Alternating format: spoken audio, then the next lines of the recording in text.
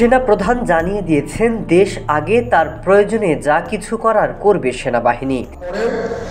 আমি আমার অফিসারকে আদেশ দিয়েছি, যদি সামান্যতম কোনো সন্দেহের অবকাশ থাকে, কোনো কারোর বিরুদ্ধে যে অ্যাকশন নেওয়া হয়েছে অপরাধী কিনা, যদি সামান্য কোনো সন্দেহের অবকাশ থাকে সেটা তাদের ফেভারে যাবে। দেশ জুড়ে সেনাবাহিনীর কঠোর অবস্থান, হঠাৎ করে রাজপথ থেকে রাজনীতি, সবখানে সেনাবাহিনীর উপস্থিতি, একের পর এক রাজনৈতিক নেতা গ্রেপ্তার। তাহলে কি সময় এসে গেছে ধীরে ধীরে দেশের হাল ধরছে সেনাবাহিনী? কয়দিন ধরে সেনাবাহিনীর হাতে আটক হচ্ছেন বিএনপি, জামাত, এনসিপির নেতারা। কেউ চাঁদাবাজি করতে গিয়ে ধরা খাচ্ছে, কেউ মব জাস্টিস, আবার কাউকে গ্রেপ্তার করা হচ্ছে রাজনৈতিক বিভেদে। রক্ষা হচ্ছে না কারো।